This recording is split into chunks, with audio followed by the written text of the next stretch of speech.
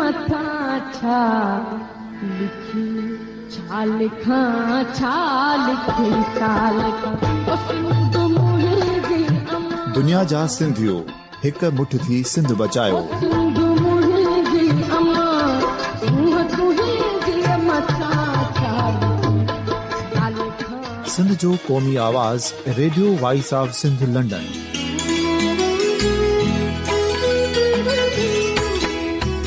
Radio voice of Sindh London पंहिंजी नशरियात में सिंध जी सियासत, समाज, इक़्तिसादियात, तारीख़, क़ौमी उमंगुनि ऐं अख़लाक़ियात मुतलिक़ सिंध जी हक़ीक़ी तर्जुमानी कंदे प्रोग्रामनि खे असराइतो बणाइण लाइ सिंध जे घण घुरनि ऐं धरतीअ सां प्यार कंदड़ अदीबनि, दानिशवरनि, सहाफ़ियुनि, उस्तादनि, वकीलनि ऐं हर तबिके जे मानवारनि सजणनि खे सिंध में शऊरी इनकलाब लाइ सहकार जो सॾु ॾियूं था। अचो त गॾिजी सूफ़ियुनि ऐं संतनि वारी सिंध जो ओज हिक मुठ थी वरी वापसि आणण वारे सफ़र जा साथारी बणिजऊं।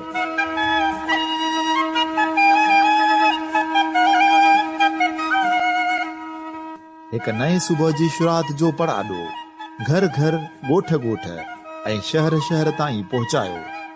शाल सिंध आबाद ऐं ख़ुशहाल थिए, सिंधी माण्हू सुखियो ऐं सताबो थिए।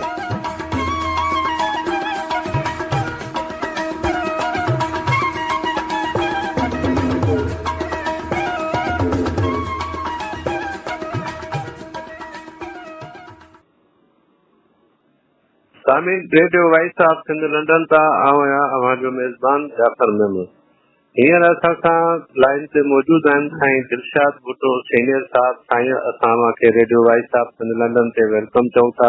जी महिरबानी सर। अव्हां खे ख़बर आहे त अॼुकल्ह हिन मुल्क में बड़धक मचियल आहे इलेक्शन जे हवाले सां, न सिर्फ़ इलेक्शन जे हवाले सां पर इन विच में कुझु गिरफ़्तारियुनि जूं ॻाल्हियूं ऐं कुझु इलेक्शन में शहादतुनि जूं बि ज़रूरु शयूं थियूं आहिनि।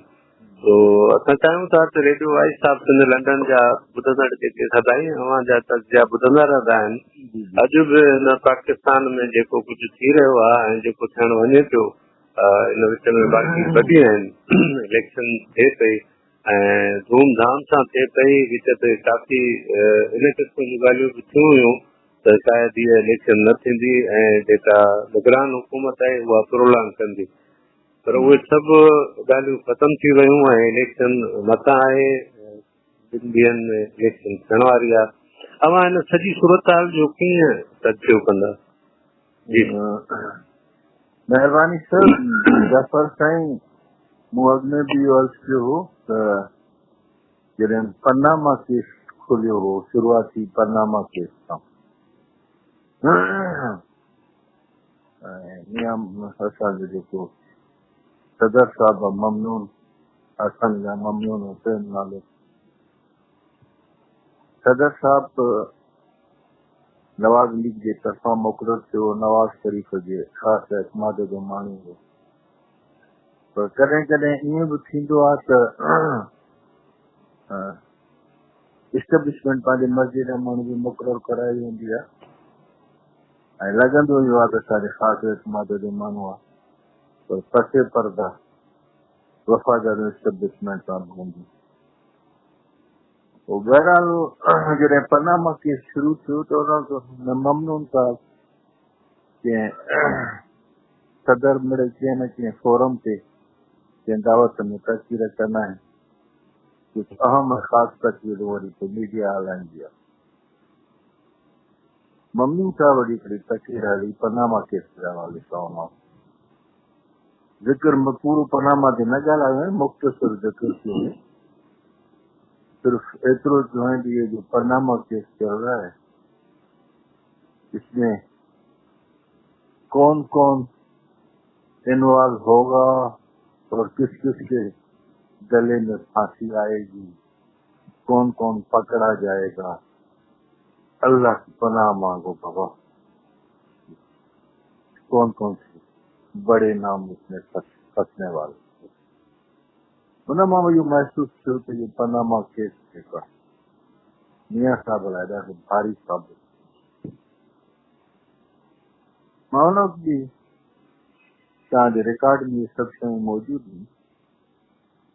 मानो की इहा ॻाल्हि कई त मियां साहब खे ॾाढी मुश्किल सां एस्टेब्लिशमेंट आयो आहे। पाकिस्तान जी पूरी 70 सालनि जी तारीख़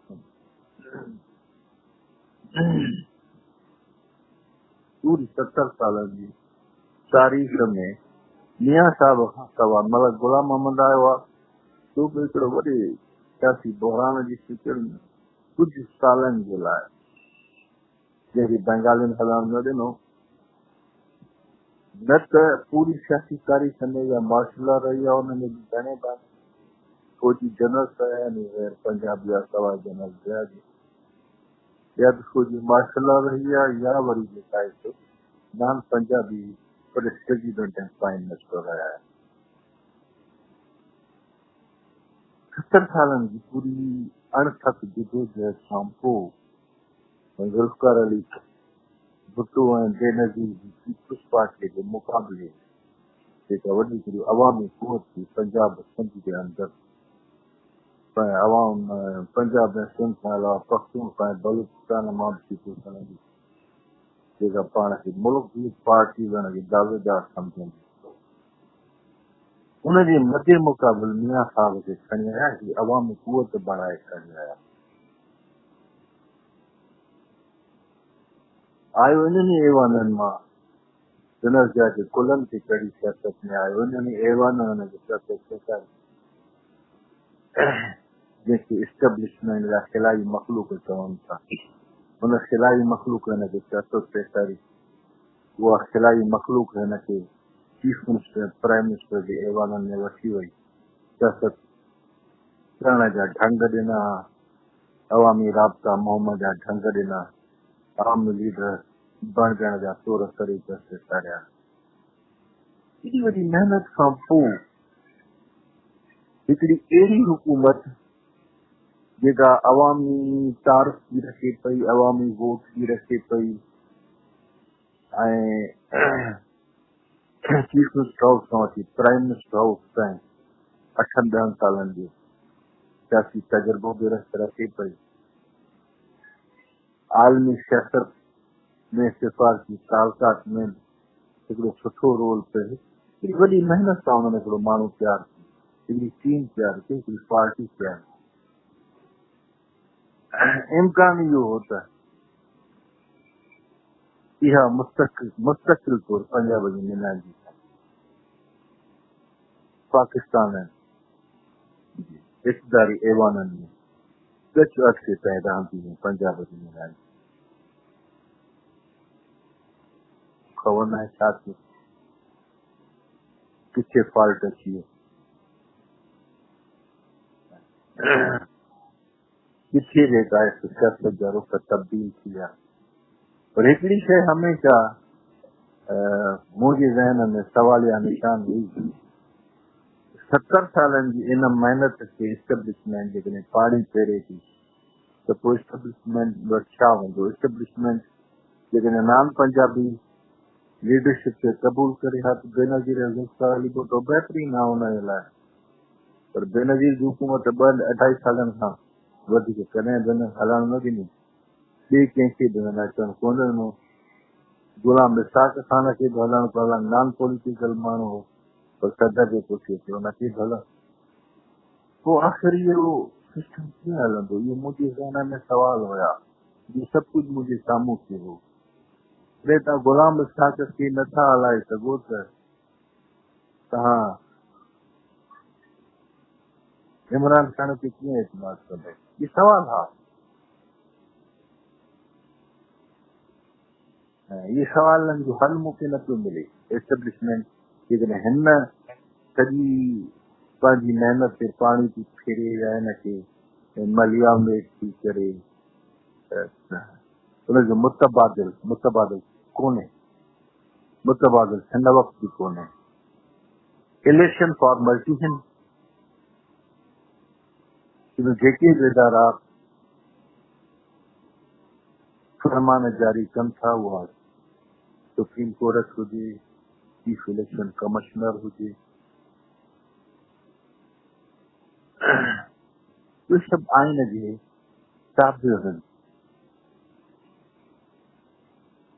उन्हनि खे आइन में तरमीम करण जो अख्तियार कोन्हे, या ख़ुदि मुल्क जो सदर हुजे उहो बि आइन जे ताबिअ आहे, उनखे बि आइन में तरमीम करण जो अख्तियार कोन्हे। उन करे इलेक्शन खे मुलतवी करणु, इलेक्शन न कराइण, इहे सभु गैर आइनी कदम खणण जी कंहिंमें ज़रूरत कोन्हे। जेकॾहिं का खिलाई मखलूक पोयां बीठी आहे त उहा कीअं ई साम्हूं कोन थी अचे, एॾी वॾी ज़रूरत कीअं कंदी जो आइन ते सिधो वार थी। उन करे सभु इदारा जेके बि पनामा केस खां वठी इख़्तियारी ऐवाननि जी सियासत ते तोड़ फोड़ थी आहे,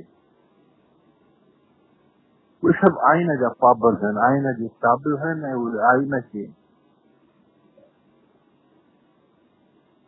तब्दील न करे इलेक्शन खे बि। पर सवाल इहो आहे त इलेक्शन थे ई आहे,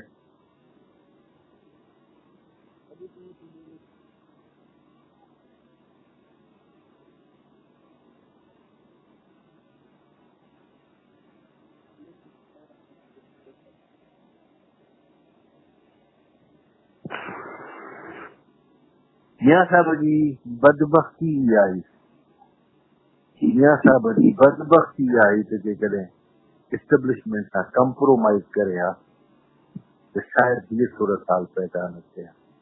हलो ठीकु आहे, भारी अक्सर न ॼण सां 2018 जे इलेक्शन में वरी बि कमज़ोर पोजीशन सां मखलूक हुकूमत में थिया, ऐलान करे थिया, कंहिं पार्टीअ सां कोलिशन करे गवर्नमेंट ठाहे हा, ॿिजू थिया, इतादी पार्टीअ खे मर्ज़ीअ ते हलणो पए था, 5 आज़ाद उम्मीदवारनि खे ऐलान करणा पवनि था, उन्हनि खां वोट वठणो पए था, हथ जोड़ करणी पए था, पंहिंजी मर्ज़ी न हलाए सघे आहे वञनि कीअं गुज़िरियल हुकूमत में हलाईंदी। पर हीअ सूरत हाल जेको जेल में अंदरि वेठो आहे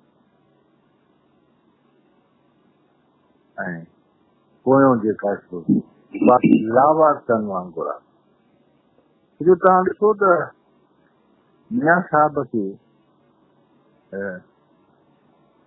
सिर्फ़ न पर मुतबादिल जेका कुवत हुन तयारु कई, जुल्फ़िकार अली भुट्टो मुतबादिल लीडरशिप तयारु कई बेनज़ीर जे शिकिल में, ऐं इस्टेब्लिशमेंट पंहिंजी भरपूर ताक़त जे बावजूदि जिन मुतबादिल लीडरशिप खे तोड़े न सघी। बेनज़ीर पीपल्स पार्टी जी मुतबादिल लीडर थी, मुल्क जी वज़ीर आज़म थी, हिकु दफ़ो न 2 दफ़ा वज़ीर, 3 दफ़ो हिकिड़े ताक़तवर वज़ीर आज़म जे शख़्स मां सियासत जे अंदरि मोटी आई, क़तल थी वई उहा ॿी ॻाल्हि आहे, पर जे अचे हा त हिन वारे दूर तब्दीलियूं आया सियासत में बि ऐं इदारनि में बि। त हू पंहिंजी भरपूर कोशिश जे बावजूदि जुल्फ़िकार अली भुट्टो जी ख़्याल मुतबादिल कुवत खे बेनज़ीर भुट्टो न तोड़े सघिया न रोके सघी। पर मियां साहिब जी त मुतबादिल कुवत जेका मरियम नवाज़ ठाही हुनखे हुन सां गॾिजी न मिली, हुनखे हुन सां गॾु जेल में विझी छॾियो, हुनजी 2 पुटनि जी शहरियत ख़तम थी वई, उहे पार्टी लीडरशिप संभाले नथा सघनि। हिन महिल पार्टी लावारस आहे, शहबाज़ शरीफ़ खे अमानत तौर ॾिनी न, पाण खे चुइं मां क़ाइद आहियां फ़ैसिलो करणु, हाणे क़ाइद जेल में वेठो आहे, इदारनि जी परमिशन खां सवाइ क़ाइद सां मिली बि नथो सघे, न हुन सां को सियासी डिस्कशन करे सघे थो, त क़ाइद जो रोल त थी वियो ख़तमु। हिन महिल पार्टी लावारस आहे, हाणे हुनजी लीडरशिप शहबाज़ शरीफ़ संभाले ऐं शहबाज़ शरीफ़ बाज़ाब्ता तौर सभिनी कारकुननि खां तस्लीम कराए पार्टी लीडर मां आहियां मियां साहिब को, इहो हाणे कमु शहबाज़ शरीफ़ खे बाज़ाब्ता करणो आहे। पार्टी जा कारकुन हाणे पंहिंजो स्टेट माइंड ठाहिनि ऐं मियां साहिब खे पार्टी शहबाज़ शरीफ़ खे तस्लीम कनि, तॾहिं पार्टी हलंदी। जेकॾहिं मियां नवाज़ शरीफ़ खे लीडर तस्लीम था कनि त हुन जो को रोल ई कोन्हे, उहो न फैसला करे सघंदो न फ़ैसिला मोकिले सघंदो न अवाम सां राब्तो करे। हाणे सॼो छा मियां साहिब खे ख़ुशफ़हमी हुई त मां अवामी लीडर आहियां। मियां साहिब खे न घणनि खे ख़ुशफ़हमी हुई त मियां साहिब अवामी लीडर एस्टेब्लिशमेंट न विड़ी सघंदो।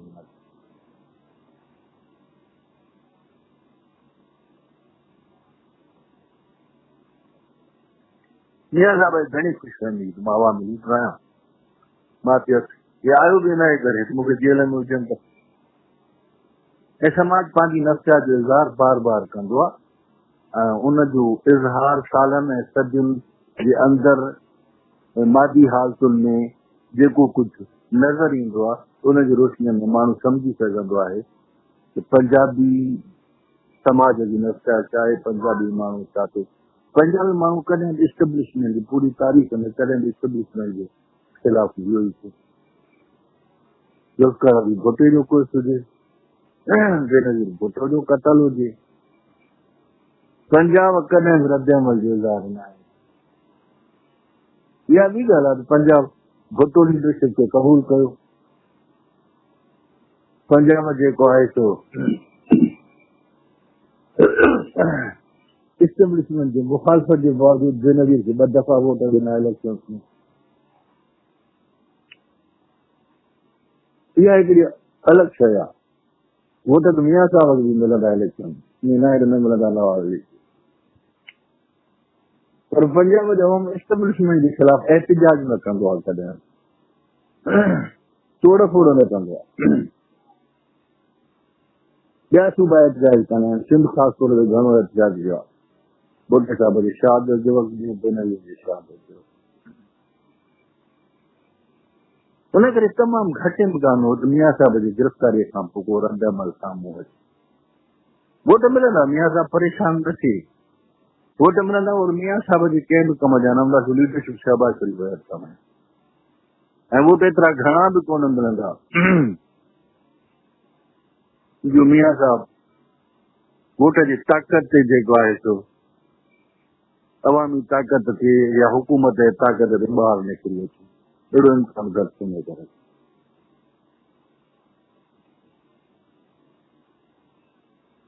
त मियां साहिब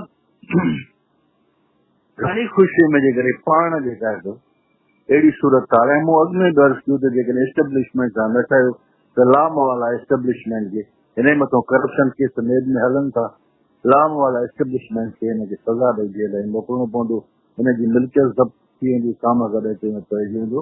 ऐं हाणे बि जेतिरो जहिड़ो वधाईंदो ओतिरो हिनजी मिल्कियत ज़ब्त थींदी।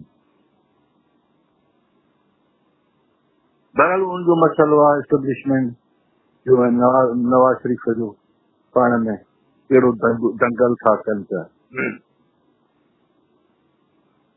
पर सूरत हाल हिन महिल इहा आहे त मियां साहिब कंप्रोमाइज़ न कई, उनजो नतीजो इहो निकितो मियां साहिब जेल में हलियो वियो ऐं इस्टेब्लिशमेंट मियां साहिब खे इहो ॾेखारियो त तूं केतिरो अवामी लीडर आहे। हिन जो सम्झो त मां बेनज़ीर ऐं जुल्फ़िकार अली भुट्टो वांगुरु अवाम खोटी वारो आहियां आंदरो। पर हुनखे इहो ॾेखारियो त इस्टेब्लिशमेंट तोखे ठाहियो ऐं अवाम में लाथो ऐं एस्टेब्लिशमेंट तोखे हाणे खणी हिकिड़ी कोठड़ीअ में बंदि करे छॾियो। इहो फ़र्क़ु आहे जेको असांखे नज़र थो अचे। या ख़ुशफ़हमी हुई मियां साहिब जी जेका इते ख़तमु थी नज़र थी अचे, उहो एहतिजाज न थियो आहे। केॾो वॾो अवामी लीडर हो, वॾा वॾा जलसा कंदो हो। ऐं पंजाब जी हिकिड़ी साइकी यार मूंखे हिन महिल ताईं सम्झ में न आई आहे। साहिब कादरीअ जलसे में हिकिड़े वारे 20 लख माण्हू ॾेखारिया, टीवीअ ते रिपोर्ट थी, वॾो लीडर थी, वाह वाह थी, गल गल पइजे। हिकिड़े ॾींहं में 20 लखनि जी पार्टी रही। ॿिए वारी वरी जेका 10-20 हज़ार माण्हू आहे।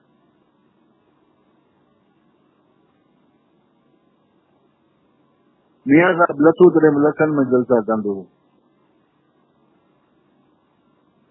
इमरान खान 2013 जे इलेक्शन में या 2013 जे इलेक्शन खां पोइ बि लखनि में जलसा कंदो। हाणे जलसा थो करे तो हज़ारनि में माण्हू थो ॿुधूं था परेशान आहे जलसनि में भी चवे तो यार लोग आ रहे हैं रास्ते में मैं जल्दी आ गया इसलिए लोग नहीं पहुंच सकते। माना पंजाब लीडरशिप ते न ईंदो आहे, पंजाब पॉलिसन ते ईंदो आहे। पंजाब जे हर घर जे अंदर फौज जो को न को माण्हू ॾिठो आहे। को सिपाही वेठो आहे, को हवालदार वेठो आहे, को मेजर वेठो आहे, को कर्नल वेठो आहे। वो सॼे समाज जे साइके खे कंट्रोल थो करे। ऐं जॾहिं एस्टेब्लिशमेंट जे ख़िलाफ़ एहतिजाज जो टाइम थो अचे पियो त हू ॾिसे थो त मां पंहिंजे घर जे भातियुनि जे ख़िलाफ़ कीअं विढ़ां, कीअं जेका मुज़ाहिरो कयां। वोट ॾियण ॿी ॻाल्हि आहे, वोट लाइ हुनखे मना न कंदा आहिनि। हुन करे सुस्काली भुटे जो क़तल थी वञे, बेनज़ीर भुटो जो क़तल थी वञे, नवाज शरीफ जेल हलियो वञे, पंजाब जो माण्हू एहतिजाज करण खां लवाईंदो आहे। कुझु हुनखे एस्टेब्लिशमेंट हिकिड़ी ॻाल्हि सम्झाए छॾी आहे त तव्हां जेकॾहिं तोड़ फोड़ कंदव त ही मुल्क जेका आहे न उन मुल्क जे लाइ नुक़सानकार। पंजाब जी तोड़ फोड़ खां असां इहो त इल्ज़ाम नथा आणे सघूं, न असां में एतिरी ज़रूरत आहे, न असां में एतिरी ताक़त आहे इहो चऊं पंजाबी पाकिस्तान आहे, न।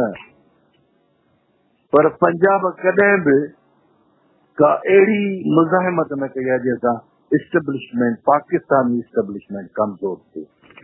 छो हुननि खे इहो सम्झायो आहे त जेकॾहिं तव्हां हिन मुल्क जी इस्टेब्लिशमेंट खे कमज़ोर कंदव त मुल्क कमज़ोर थींदो। जरदारी साहब कॾहिं कॾहिं सच ॻाल्हाए वेंदो आहे, चवंदो आहे इस मुल्क को आर्मी चला रही, आर्मी है तो मुल्क है, आर्मी कमजोर हुई, एस्टेब्लिशमेंट कमजोर हुई तो मुल्क कमजोर। इहा ॻाल्हि पंजाब जे माण्हूअ खे सम्झायल आहे त तव्हांजो मुज़ाहिरो सिंध जो न कंदो, पख्तूननि जो न कंदो, बलोचनि जो न कंदो, तव्हांजो मुज़ाहिरो हिन मुल्क जी एस्टेब्लिशमेंट खे कमजोर कंदो। मुल्क जी एस्टेब्लिशमेंट कमजोर माना मुल्क। पंजाब जो माण्हू असांखे एहतिजाज कंदो तमामु घटि नज़र आयो, तमामु घटि नज़र आयो आहे। ऐं शायदि इहा अवामी नफ़्सियाती जंहिंखे मियां साहब न सम्झी सघे, या सभु खुली एस्टेब्लिशमेंट सां टकर कंदो। इन आसिरे ते खाधो त अवाम उछली पवंदो, ईअं उछली पवंदो जीअं सिंध ज़ुल्फ़िकार भुट्टो लाइ उछली पई। अहिड़ी का बि ॻाल्हि, अहिड़ी का बि। उन खां पोइ इमरान ख़ान खे नवाज शरीफ जे ख़िलाफ़ मुतबादिल कुवत तौर सीटूं मिलियूं।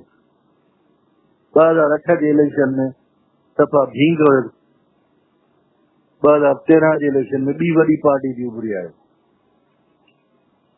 मुल्क जी ॿी वॾी पार्टी पीपल्स पार्टी खे 3 नंबर ते धिके छॾियईं। 2008 में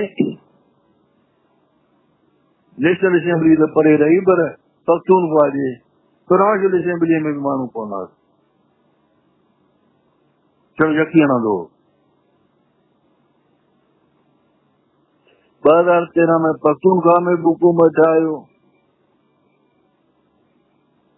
2013 में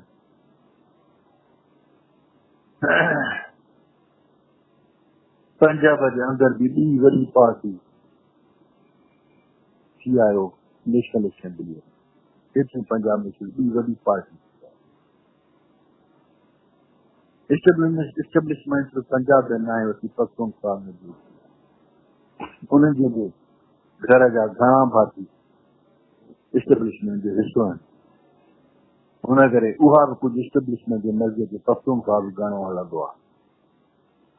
हिन वारे मियां साहब खे पंजाब में त माण्हू घटि था अचनि जलसनि में, शायदि एतिरियूं सीटूं न मिलनि या एॾी वॾी पार्टी न रहे जेतिरी 2013 में थी।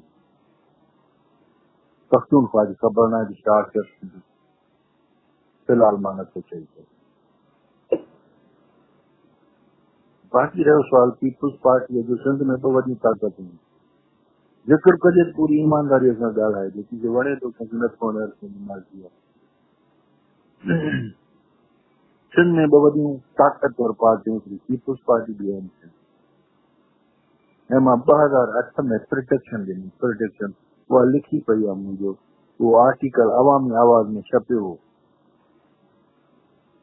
मां जेकॾहिं तारीख़ ॾियां तव्हांखे तो आर्टिकल रिकॉर्ड मां कढाए सघो था मां अदालत ते लिखियो हो चौधरी इफ्तिखार अदालती फैसलो मां उन में प्रोटेक्शन कई त ही अदालत जी जंग न आहे एस्टेब्लिशमेंट जी जंग आहे ऐं एस्टेब्लिशमेंट पीपुल्स पार्टी एमसीएम ॿिन्ही खे फना करण थी चाहे ऐं जीअं एस्टेब्लिशमेंट पीपुल्स पार्टी ऐं एमसीएम ॿिन्ही खे फना करण जी कोशिश कंदी ही ॿई अवामी ताक़तूं आहिनि अवामी ताक़त जो मुज़ाहिरो एस्टेब्लिशमेंट ॾिसी सिद्दीक़ गुलज़ार भुट्टो जी शहादत वक़्तु ऐं बेनज़ीर भुट्टो जी शहादत वक़्तु ॿई दफ़ा विड्रॉ करे ॿई दफ़ा 88 में बेनज़ीर जी हुकूमत ॾिनई सिर्फ़ सिंधी माण्हू खे राज़ी करण लाइ टकराव न पई थिए ऐं बेनज़ीर जी शहादत वक़्तु हफ़्तो पूरो जे तहत हुकूमत खे गाइब करे छॾियो ऑफिसनि खे सम्झो हुया ई कोन्हे न आर्मी न पुलिस कुझु बि कोन्हे माण्हू खां तसादम में कतन न आया अब पंहिंजे नफ़रत ऐं गुस्से जो इज़हार इदारनि में टकराव मिलण खां बहितर आहे जलाओ गिराओ जेको करिणो पवंदो पुलिस सभु शयूं ॾिसी आई अवामी ताक़त जो मुज़ाहिरो ॾिसी आई जेके अवाम इन्हनि इहे वॾियूं वॾा जिन हब एमसीएम बि आहिनि पीपुल्स पार्टी जी वॾा जिन फ़ैसिलो त थियल हुजनि ॿिन्ही फोर्सिस खे तबाह करणो पर जेके इक़्तिदार जे कुर्सियुनि ते वेठा जिन लाइ अवाम हिकिड़ी फुज़ूल चयो बेकार ज़रदारी साहिब लाइ अवाम हिकिड़ी फुज़ूल चयो कॾहिं जलसो न कयईं अवामी लीडर बेनज़ीर जे खीचे अचे वेठो सवाइ गड़ी ख़ुदा बख़्श जे तो बि 70-80 फुट मथे स्टेज ठहंदी हुई ऐं मेल ॾेढ परे माण्हू वेहंदा हुआ शिकिल ॾिसंदा या न ज़रदारी साहिब जी आवाज़ स्पीकरनि ते ज़रूरु ॿुधंदा हिन जी त माण्हू जे अंदरि हली वेंदी पकोड़नि जा थाल कनि खाइण जी हिते बि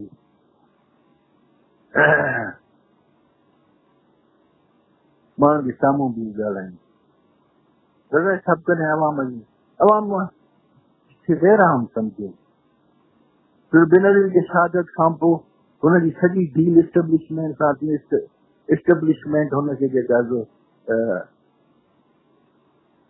इक़्तिदार ऐवाननि में वठी आई वज़ीर आज़म जी कुर्सी हुनजी मर्ज़ीअ सां गिलानी साहिब खे ॾे या जंहिंखे बि ॾे जेको विहारे जंहिंखे लाहे सदार खे ऐवान हुनजे हवाले कयो पोइ हुनजे नज़र में एस्टेब्लिशमेंट ताक़त हुई पर हुनखे ख़बर न हुई एस्टेब्लिशमेंट हुनखे अवाम सां कटे थी हिन करे चवंदा आहिनि पंहिंजे पेर ते पाण कुहाड़ो मूंखे माज़रत सां मूंखे तकलीफ़ थी थिए मूंखे एस्टेब्लिशमेंट सिर्फ़ अवामी नवाज़ शरीफ़ ख़ुशनमी या छा बि हो उहा हिकिड़ी अलॻि शइ आहे पर नवाज़ शरीफ़ खे इहा पक ई त मूं वटि अवामी ताक़त आहे ख़ुशनमी न निकितो अवाम उहा ॿी ॻाल्हि बदबख़्ती आहे पर हू विढ़े पियो एस्टेब्लिशमेंट सां हुनखे एतिरो अकुल हुयो नवाज़ शरीफ़ खे त एस्टेब्लिशमेंट सां सिर्फ़ु अवाम ई विढ़ी सघे थो मां नथो विढ़ी सघां अवाम खां एस्टेब्लिशमेंट हुजनि अवामी एहतिजाज अवामी टकराव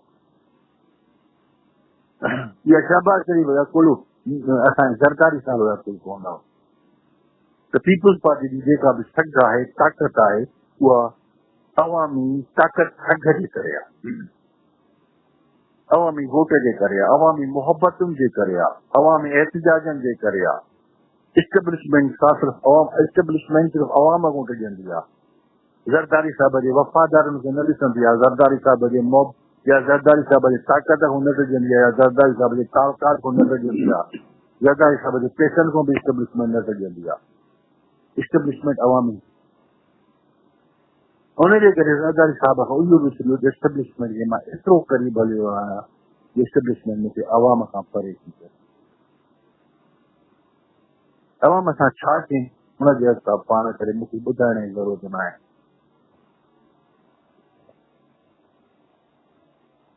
सिंध जे शहरनि में रोड त हुया ई कोन, पर सिंध जे शहरनि में गटरनि जो पाणी जर में लहंदो, सफ़ाई करण वारो कोई कोन हो। चवंदा हिन जा अहल करण या पार्टी मेंबर पाण न खाईंदो हूंदो, भंगियुनि जी पघारां बि खाई वेंदा। जेको पार्टी लीडर पंहिंजे मेंबरनि जो हिसाब न करे सघे उन्हनि खे गिरफ़्त न रखी सघे, जेको माण्हुनि जे शहरनि में बीठल गटरनि ऐं बारिश जो पाणी न कढाए सघे, उहो गंदो ऐं गलीज़ पाणी जर में वञे ऐं माण्हू वरी वापराए। 40 सालनि ताईं इहे बीमारियूं जेके तोहफ़े में पीपुल्स पार्टी हुकूमत ठाहे थी या नथी ठाहे, इहो हिकिड़ो अलॻि सुवालु आहे। पर इहो सभु कुझु माण्हू लोड़नि था हाणे हिननि पाणनि जा नतीजा बीमारियूं, उहे सभु अज़ाब हिन महिल माण्हुनि जे साम्हूं आहिनि। लियारीअ में पीपुल्स पार्टी कार्नर मीटिंग्स न कंदी, लियारीअ में पीपुल्स पार्टी वॾा जलसा कंदी। दिलावर साहब खे गाॾीअ में चढ़ी लियारीअ दौरे करण जी ज़रूरत न, जलसो घुराया, लखे माण्हू पेट जी पवनि, अॼु बेनज़ीर जलसे में पे। जेकॾहिं तव्हां नथा घुराए सघो त एतिराफ़ कयो त तव्हांखे पक आहे इमरान ख़ान जे जलसे वांगुरु 5000 माण्हू बि कोन आहिनि, उनजे करे तव्हां जलसे करण हलो। अवाम जॾहिं प्रोटेक्शन ॾींदो आहे त कंहिंखे बि मुखालिफ़ इन खां वधीक पघारूं सदियुनि खां वठी हिते रहे थो। ऐं जॾहिं खां पीपुल्स पार्टी जो जनम थियो आहे, पघारूं उन ॾींहं खां वठी पीपुल्स पार्टी जो मुखालिफ़ आहे। लियारीअ में बि मुखालिफ़ ग्रुप पीपुल्स पार्टी जे जनम खां वठी मौजूदु आहिनि। MQM कराचीअ में 40 सालनि खां वठी मौजूदु आहे, उहा पीपुल्स पार्टी जी सख़्तरीन मुखालिफ़ रही आहे। पर कॾहिं न पीपुल्स पार्टी खे ज़रूरत थी, न पघारे खे ज़रूरत थी, न पघारे जे कंहिं हुर खे ज़रूरत थी जो पीपुल्स पार्टीअ जे कंहिं कैंडिडेट ते या हुनजे कंहिं माण्हूअ ते पथर उछलाए। पथर उन महिल उछलाया वेंदा आहिनि जॾहिं अवाम तहफ़ुज़ ॾियणु छॾे ॾींदो आहे। एतिराफ़ थियो, तस्लीम थियो त तव्हां अवाम खे एतिरो आज़ारियो जो अवाम तव्हांखे तहफ़ुज़ करणु छॾे ॾिनो आहे, उन करे तव्हांखे दुश्मननि हाणे घेरे में वरितो आहे। अवाम तव्हां सां गॾु कोन्हे।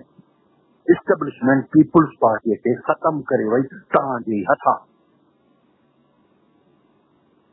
इस्टेब्लिशमेंट 2008 में जेको फ़ैसिलो थियो उन ते अमल करायो वई।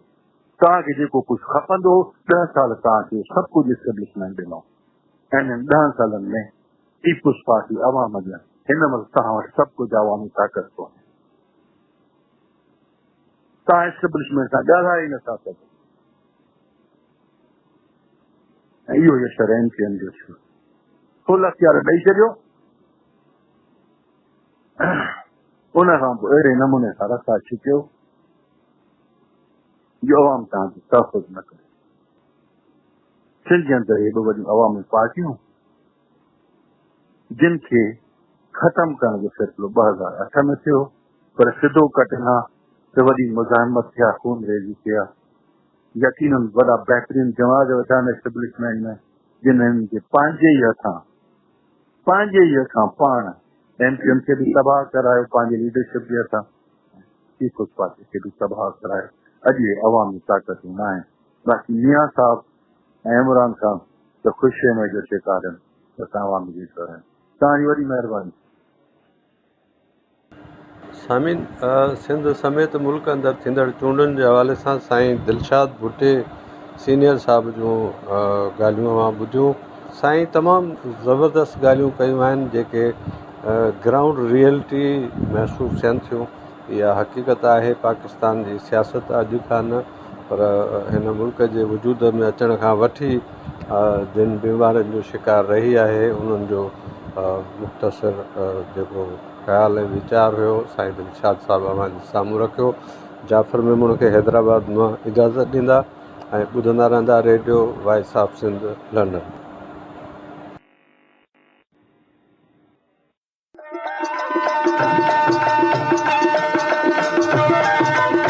दुनिया जो पहिरियों Sindhi web radio, radio voice of Sindh London, पंहिंजी नशरियात में सिंधी कम्युनिटीअ जो क़ौमी, समाजी ऐं सक़ाफ़ती तर्जुमान जी हैसियत में कमु करे रहियो आहे। मुख़्तलिफ़ प्रोग्राम ऐं लोक मौसीक़ी वसीले दुनिया जे सिंधियुनि खे हिक लड़ीअ में पोइण जी कोशिश करे रहियो आहे। Radio voice of Sindh London खे सिंधी वॾे अंग में ॿुधी रहिया आहिनि। रेडियो खे अञा वधीक बहितर प्रोग्रामनि में मुस्तक़िल बुनियादनि ते हलाइण लाइ सिंधी कम्युनिटी पारां माली सहकार जी ज़रूरत आहे। सिंधियुनि जो क़ौमी आवाज़ radio voice of Sindh London कारोबारी न पर निज सिंधी कम्युनिटी बेस्ड रेडियो आहे। माली सहकार लाइ बैंक अकाउंट जा तफ़सील रेडियो जी वेबसाइट ते मौजूदु आहिनि।